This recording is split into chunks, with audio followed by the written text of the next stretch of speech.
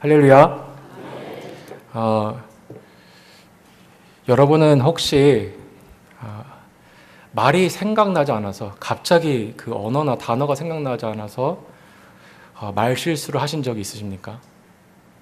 갑자기 말이 생각이 안 나는 거죠. 그 어떤 분이 초등학교 때 친구들 앞에 나가서 노래를 불렀다고 합니다. 동구밭 가수원길 생각이 안 납니다. 아프리카 꽃이 활짝 폈네. 어떤 사람이 친구 집에 전화를 했는데 친구가 안 받고 어머니가 전화를 갑자기 받으십니다. 깜짝 놀라서 말을 했는데 친구 이름이 생각이 안 나는 겁니다. 누구누구 바꿔주세요 해야 되는데 그게 생각이 안 납니다. 그래서 그 어머니에게 이렇게 말했다고 합니다. 아들 있어요? 사랑하는 성도 여러분, 피곤하신데 이렇게 웃긴 얘기라도 해야 그 피곤한 몸이 좀 깨이실까 해서 제가 쓰잘데기 없는 얘기를 좀 했습니다. 아멘 하시는 분은 네. 중고등부 사역을 이렇게 하다 보니까 제가 느끼는 것이 하나 있는데 12살이든 21살이든 다들 누구에게나 고난이 있다는 것입니다. 12살은 12살에게 맞는 그 고난이 있고 21살은 21살에게 맞는 그런 고난이 다 있다는 것을 제가 느꼈습니다. 뭐 유초등부 학생이든 미스바 회원이시든 누구에게나 다 고난과 고통의 문제는 있습니다. 그런데 그런 고난을 지나가는 우리 중고등부 학생들은 항상 질문을 던집니다. 왜 하나님께서, 좋으신 하나님께서 이런 고난을 나에게 주실까? 나를 좀 아무 문제 없이 잘 돌봐주셔야 되는데 왜 나한테 이런 고난을 주실까? 성경은 이런 질문에 대해서 뭐라고 저에게 답을 하고 있냐면요. 성경은 일단 백과사전이 아니지 않습니까? 그래서 그런 고난을 찾을 수 있는 게 아니지 않습니까? 근데 성경을 전체를 보면서 성경에서 고난의 문제에 대해서 여러 가지를 얘기하지만 크게 세 가지를 드는 것 같습니다. 첫 번째로 우리가 고난을 받는 이유는요, 죄로 인한 고난이 있습니다. 우리 죄 때문에 오는 고난. 그 두 번째로는 이유 모를 고난들도 있습니다. 아무리 설명해도 설명할 수 없는 그런 고난도 있고요. 마지막으로는 그리스도를 위해서 받는 고난도 있습니다. 그래서 먼저 죄로 인해서 받는 고난은 아주 여러분들 잘 아시는 겁니다. 우리 인간의 죄 때문에 내가 고난을 받던 아니 상대방이 고난을 받던 받게 되어지는 그런 고난들입니다. 여름 수련회 이제 저희가 지저스 스트릿을 갔는데 끝날 때 간증을 하는데 아이들이 자기들이 받는 고난에 대해서 얘기를 하면서 이혼에 대한 얘기를 참 많이 하더라고요. 부모님들이 이혼해서 자기가 받는 고난이 있다고 얘기하는데 죄 때문에 받는 고난이 그런 것입니다. 그 아이들이 특별히 잘못한 건 없지만 부모님의 그 불협화음 때문에 그 아이들이 받게 되는 고난.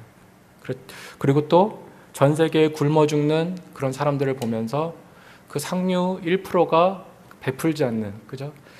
그 전 세계에 수많은 그 돈을 가지고도 베풀지 않는 그 욕심과 탐심 때문에 다른 사람이 받는 그 죄 때문에 오는 고난. 이런 것들이 죄로 인한 고난들이고요. 또 이해 못할 고난도 있습니다. 성경에서 이해 못할 고난하면 여러분 누가 생각나시죠? 그죠? 욥이 생각나시지 않습니까? 뭐 하나님 관점, 저희야 이제 시대가 흘러서 성경을 보니까 이런 일이 있었구나, 왜 고난을 받은지 알겠다라고 알 수 있지만 그걸 막상 지나가는 욥은 전혀 이해할 수가 없었습니다. 본인이 잘못한 거 아무것도 없는데 받아야 되는 그런 고난들, 이런 고난도 있고요. 근데 오늘 제가 여러분들하고 나누고 싶은 고난은 죄로 인해서 혹은 우리가 이유 모를 걸로 받는 그런 고난들이 아니라 그리스도 때문에 받는 고난에 대해서 여러분들과 함께 나누기를 원합니다. 그리스도를 위해서, 그리스도 때문에 받는 고난. 그리스도 때문에 받는 이 고난은 하나님께서 우리에게 주실 때 우리에게 성숙하게 하시려고, 우리를 더 주님 닮아가게 하시려고 주시는 그런 귀한 고난입니다.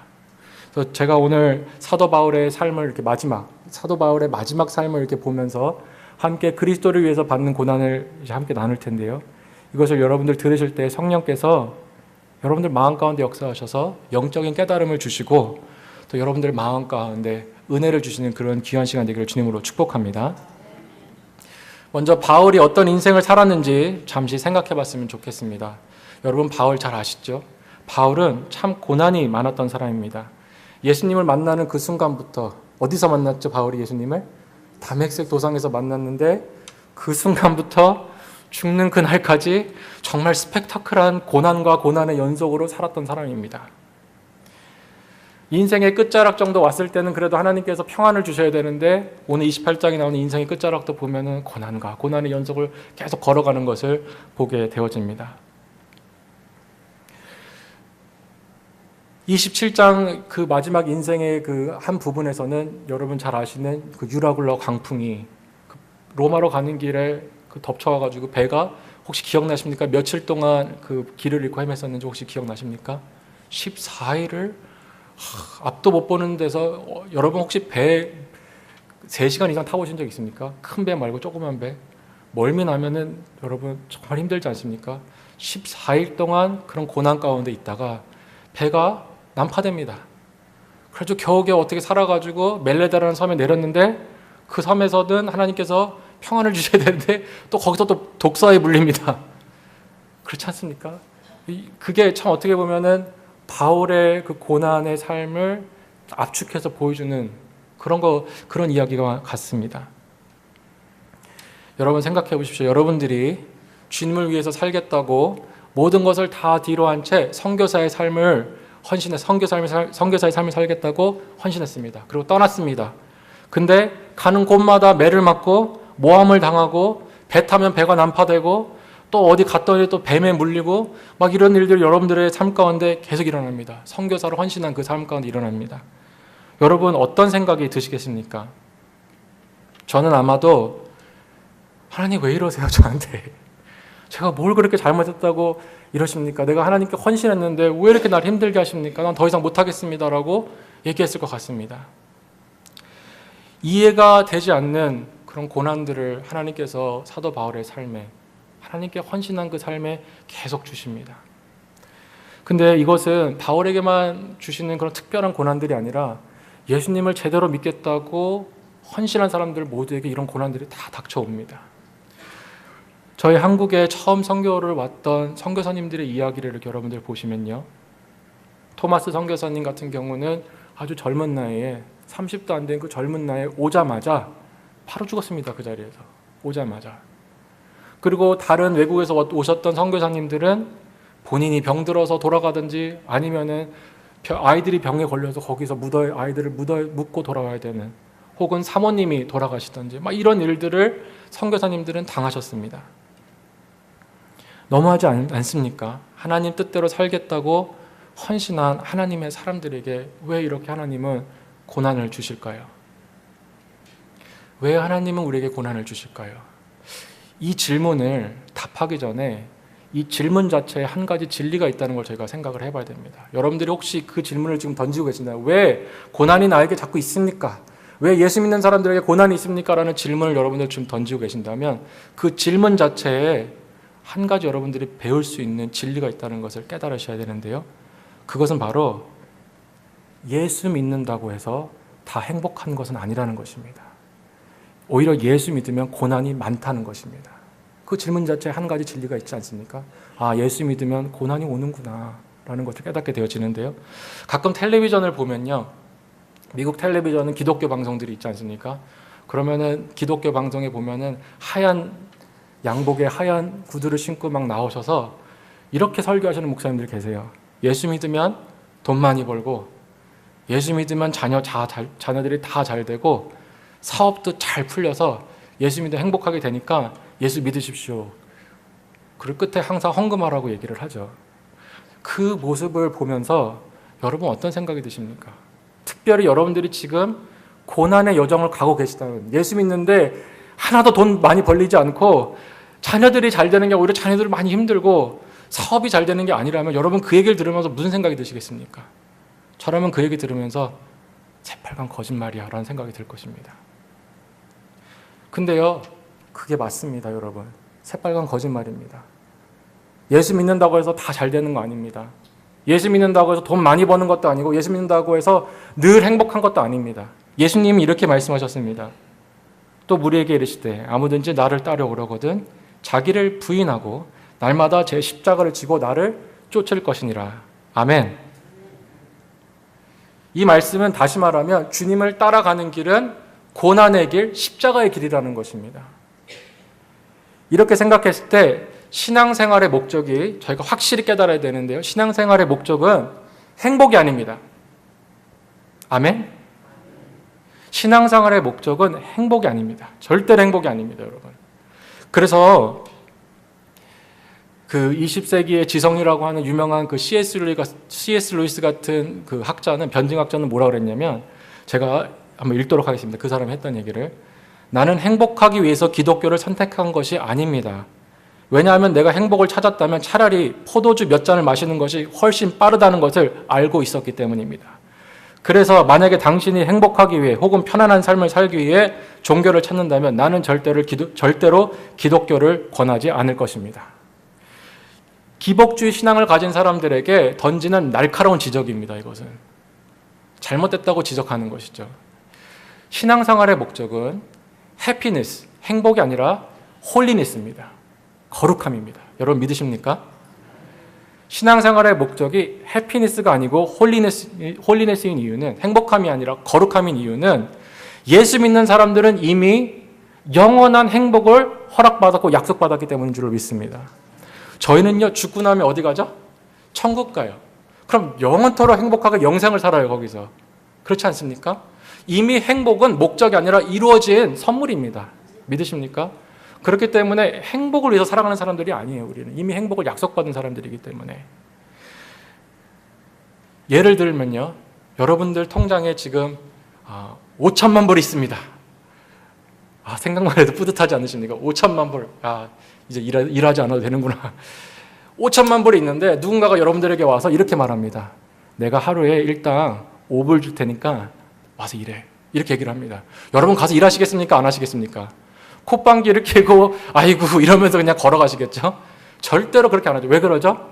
5천만 불이 나한테 있기 때문에. 마찬가지입니다. 천국의 소망과 행복을 약속받은 우리에게 이 세상에 잠시 누릴 행복과 영광들은 다 그렇게 큰 의미가 없고 시시한 것들입니다. 여러분 믿으십니까? 오히려 우리는 천국을 약속받은 사람들로서 잠시 이 땅에 사는 동안 천국을 준비하는 삶, 거룩함을 쫓아가는 삶, 그런 삶을 살아야 될 줄로 믿습니다. 그래서 하나님께서는 우리가 이 땅을 사는 동안 행복함이 아닌 거룩함에 더 관심을 갖고 살기를 원하고 계십니다. 천국에 합당한 사람으로서 날마다 변해가고 예수님 닮아가고, 그죠? 예수님 향기를 내어갈 수 있는 그런 사람이 되기를 하나님께서 원하고 계십니다. 자, 이제 그렇게 생각해 보면요, 우리의 목적이 행복이 아니라 거룩함이 있다는 것을 생각했을 때 고난이, 하나님께서 우리에게 주시는 그 고난이 조금 더 이해가 됩니다. 하나님께서 우리에게 고난을 주시는 이유는 날마다 우리가 그 고난을 통해서 주님을 닮아갈 수 있도록 변화의 도구로 우리에게 고난을 주시는 것입니다. 조각가가 조각을 만들 때, 멋진 동상을 만들 때 어떻게 하죠? 그 돌을 막 때리지 않습니까? 막 때려서, 그 조각 아플 거예요. 막 때리면 계속. 근데 계속 때려서 모양을 만들어서 아름다운 그 동상으로 끝을 봅니다. 그죠? 이와 마찬가지로 하나님께서는 고난이라는 망치를 드셔서 우리를 계속 때리셔서 예수님 닮은 사람으로 우리를 만들어 가시는 것입니다. 그렇게 생각하면 고난은 우리 기독교인들에게 있어서 나쁜 것이 아니라 은혜입니다. 나 같은 죄인을, 참 보잘것없는 사람을 예수님 만들어 가시는 그 귀한 도구, 고난, 이렇게 생각하면 참 은혜가 됩니다. 이런 고난의 비밀을 잘 알고 있던 사람은 바로 사도 바울 자신입니다. 본인입니다. 사도 바울의 고백을 한번 들어보십시오. 여러분 잘 아시는 말씀인데요. 빌립보서 3장 8절에서부터 10절까지 보시면 사도 바울이 고난에 대해서 이렇게 말을 합니다. 또한 모든 것을 해로 여김은 내 주 그리스도 예수를 아는 지식이 가장 고상함을 인함이라. 내가 그를 위하여 모든 것을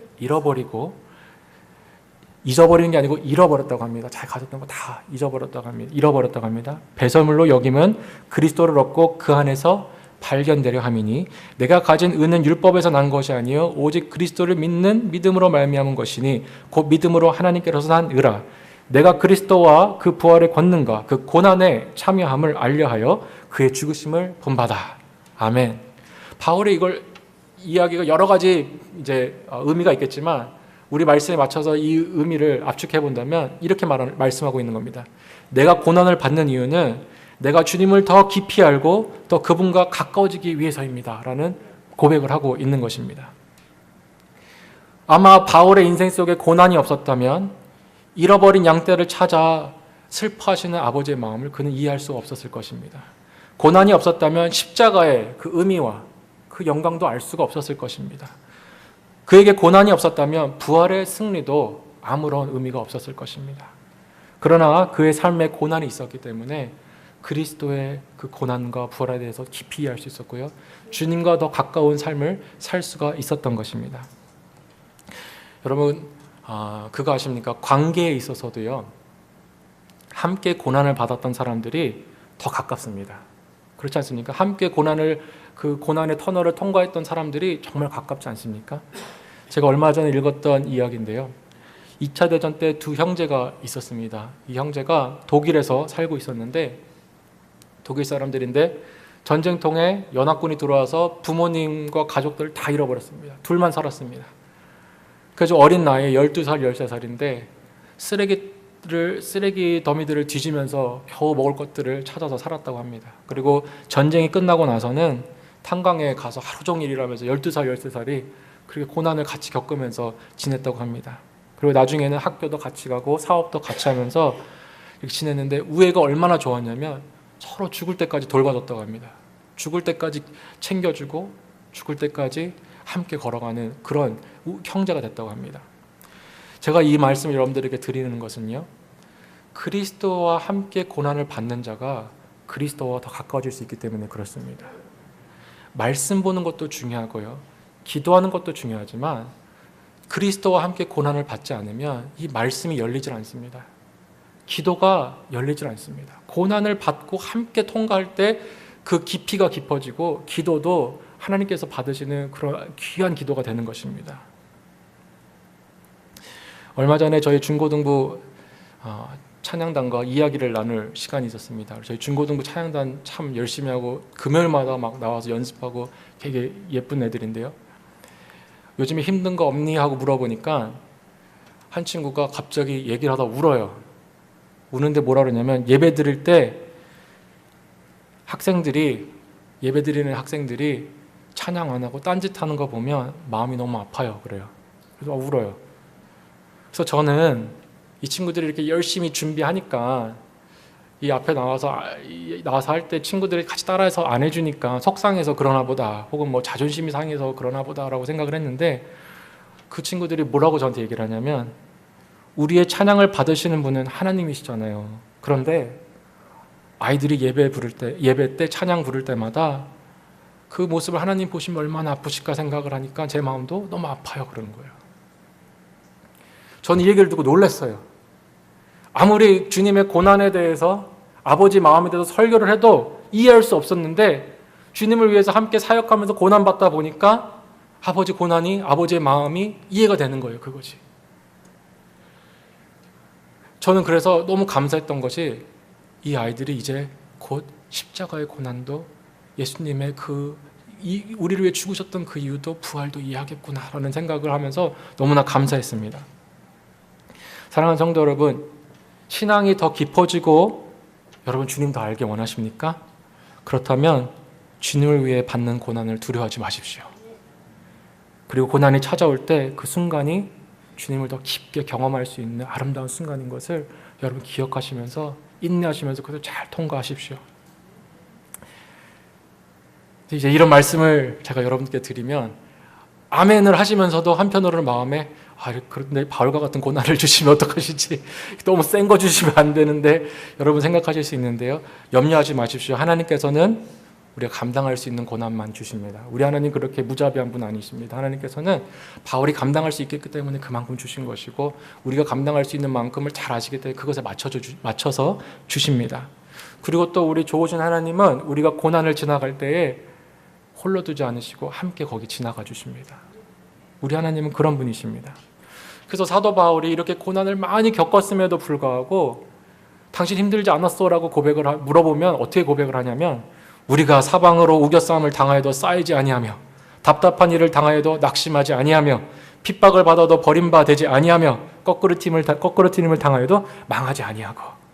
이런 엎치락뒤치락한 인생을 살았지만 한 번도 힘들지 않았다는 겁니다. 당연히 힘든 부분들도 있었겠죠. 근데 자기 넘어지지 않았다는 겁니다. 하나님이 붙들어 주셨기 때문에. 사도 바울이 그렇게 수많은 고난을 당하면서도 담대하게 이길 수 있었던 것은 임마누엘 하나님이 그 고난 가운데 함께 걸어가 주셨기 때문에 그렇습니다.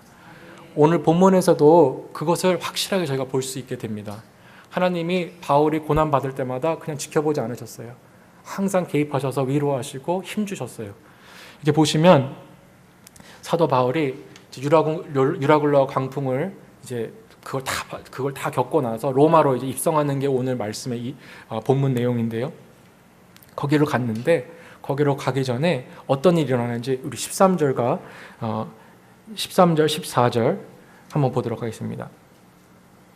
13절입니다. 거기서 둘러가서 레기온에 이르러 하루를 지난 후 남풍이 일어나므로 이튿날 보디올에 이르러. 보디올에 왔는데요. 그렇게 남풍 겪고 다 겪고 해서 보디올에 왔는데 14절에 보시면 거기서 형제를 만나 저의 청함을 받아 2회를 함께 유하다가 로마로 가니라. 잠깐 멈추겠습니다. 어디로 왔다 그러죠? 13절에 보면은 보디올이라는 지역에 옵니다. 보디올이라는 지역에 그 어려움을 겪고 도착했는데 얼마나 힘들었겠습니까? 굉장히 지쳐있을 텐데 형제들이 찾아왔다고 합니다. 그래서 2회 동안 7일 동안 같이 있으면서 사도 바울을 인커리지합니다. 그리고 15절을 제가 한번 보도록 하겠습니다. 이거는 이제 로마로 거의 다 들어와서 얘기인데요. 로마로 왔는데요. 15절 거기 형제들이 우리 소식을 듣고 앞비오와 저자와 상관까지 맞으러 오니 바울이 저희를 보고 하나님께 살해하고 담대한 마음을 얻으니라. 아멘.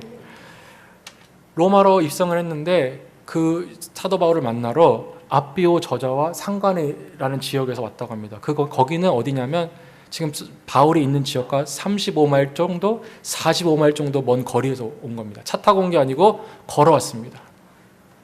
누구 만나러요? 사도 바울 만나러.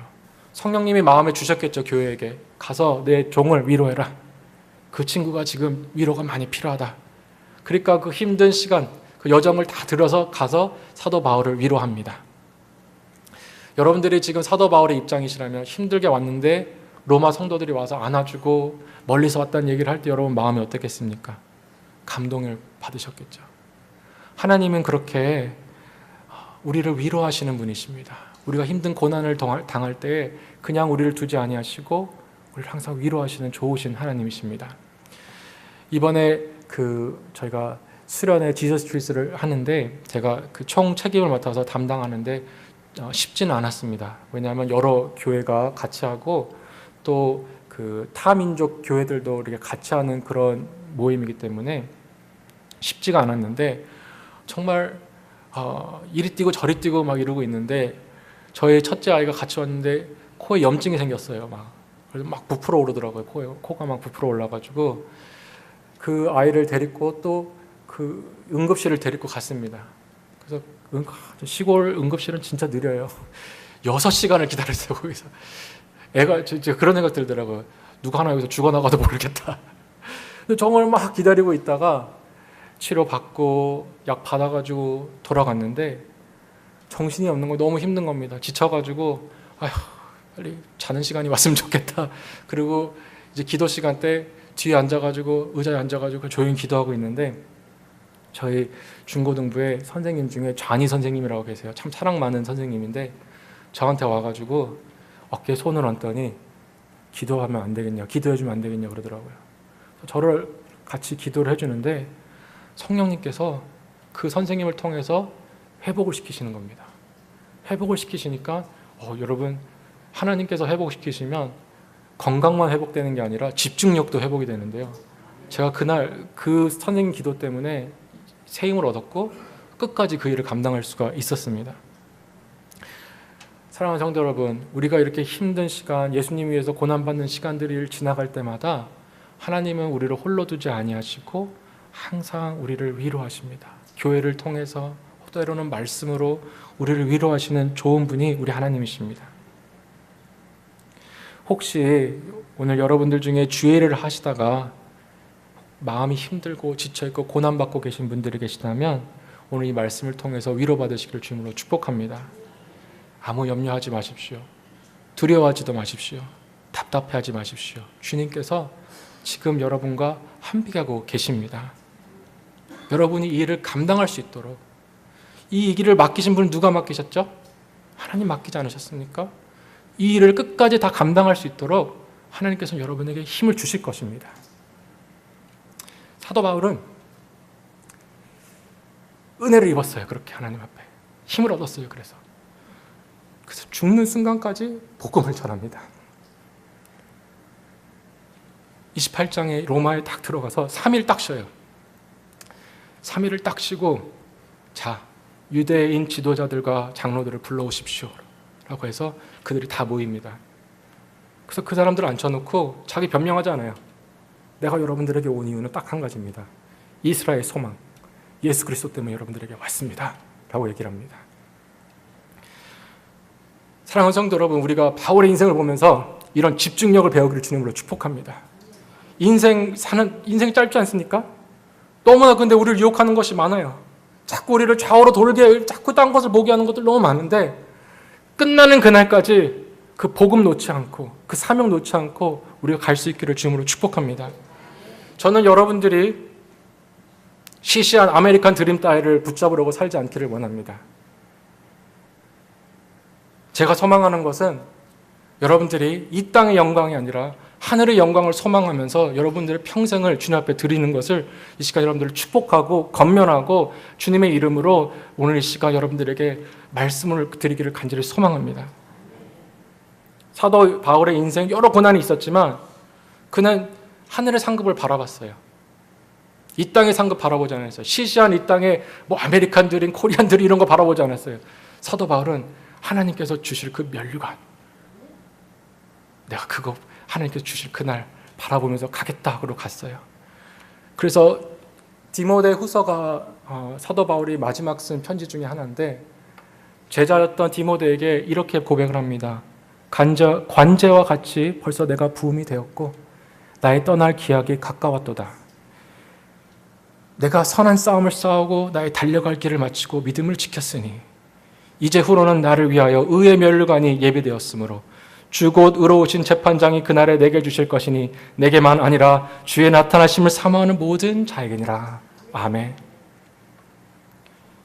여러분, 이 세상을 살면서 여러분들이 얻게 되는 모든 이 세상의 영광들은 다 두고 가야 될 영광들입니다. 물질, 권력, 여러분의 지위, 집, 회사, 여러분들의 성취 모두 다 생명이 다하면 이 땅에 다 두고 가야 될 것들입니다. 다 허무하고 의미 없는 것들입니다. 오직 여러분들이 주 예수 그리스도를 위해 행했던 것들만 영원히 남게 되고 기억될 것입니다. 그리고 그렇게 산 사람들에게는 여러분들에게 왕의 왕께서 면류관을 주실 것입니다.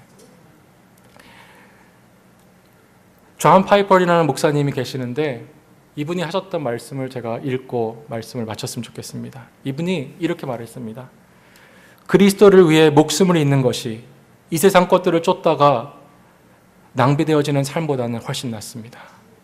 그 이유는 낭비되지 않고 그리스도에게 바쳐진 인생에게는 면류관이 기다리고 있기 때문입니다. 22살이던 82살의 인생을 마치던 그리스도를 위해 바쳐진 인생은 반드시 왕의 왕께서 주실 면류관을 받게 될 것입니다. 아멘.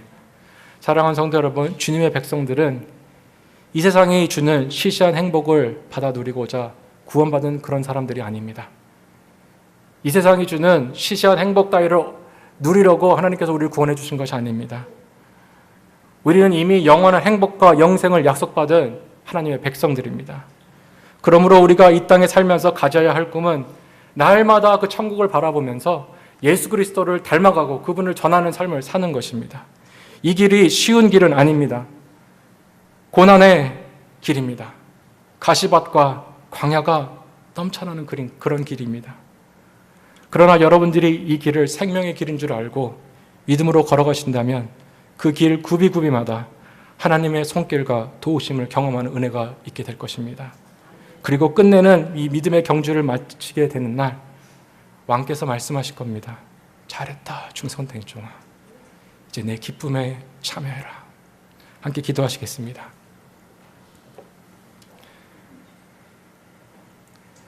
사랑하는 주님 감사합니다. 오늘도 말씀을 통하여서 우리에게 주신 영광을 다시 한번 기억하게 하여 주시고 또 우리에게 주실 믿는 자들에게 주실 멸류관에 대해서 다시 한번 깊이 묵상하게 하여 주시니 감사드립니다. 하나님, 우리가 이 길을 가는 동안 참 고난이 많고 아픔도 많지만 그 소망 바라보면서 이기게 하여 주시옵고 또 고난을 지날 때마다 우리를 만나주시고 위로해 주시는 주님 때문에 기뻐하며 이 길을 걸어갈 수 있도록 우리 삶을 날마다 주장하여 주시옵소서. 하나님, 오늘 시간 고난을 당하고 있는 우리 성도님들 위해서 기도합니다. 고통의 문제 때문에 괴로워하는 우리 성도님들 위해서 기도합니다. 오늘 주님의 음성이, 위로의 음성이 그 귓가에 들려오게 하여 주셔서 그 음성 붙들고 일어나게 하여 주셨고 나에게 이 사명을 주신 분이 끝까지 이루실 것이라는 것을 믿고 담대히 나아갈 수 있도록 인도하여 주시옵소서. 오늘도 귀한 말씀 주신 것 감사드리며 예수님으로 기도드렸습니다. 아멘.